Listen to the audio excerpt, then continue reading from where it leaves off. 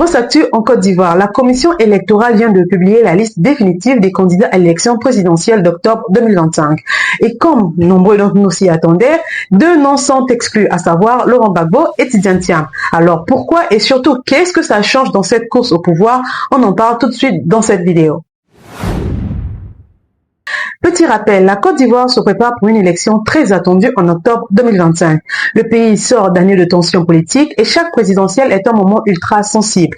Parmi les grands noms, il y avait deux figures très médiatisées qui constituaient une opposition sérieuse pour le pouvoir actuel, à savoir Laurent Gbagbo, ex-président figure historique, et Tidjane Thiam, l'ex-banquier international, devenu président du PDCI RDA, un parti historique en Côte d'Ivoire. Mais la commission électorale indépendante vient de trancher et les deux candidats sont absents des listes définitives des candidats à ce scrutin.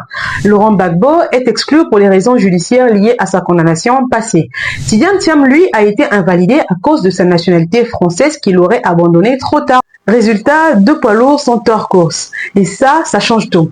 Concrètement, qu'est-ce que ça veut dire? Eh bien, ça veut dire que le terrain est beaucoup plus dégagé pour les autres candidats, notamment pour le pouvoir actuel. Et ça pose une vraie question.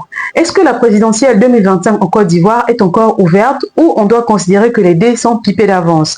Parce qu'exclure Gbagbo, c'est écarter un symbole de l'opposition. Et exclure Thiam, c'est priver le scrutin d'une figure internationale qui aurait pu incarner une alternance. Sur Twitter, les réactions ne se sont pas fait attendre.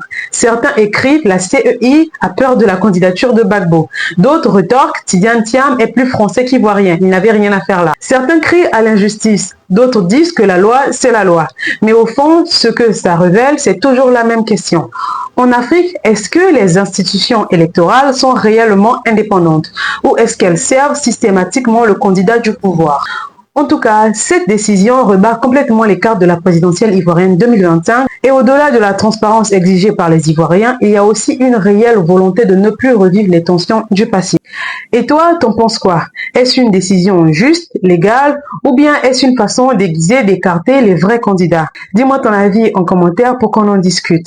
Et si tu veux te tenir informé de l'actualité africaine et du monde, abonne-toi à cette chaîne et active la cloche de notification. Prends soin de toi et de tes proches et on se dit à la prochaine.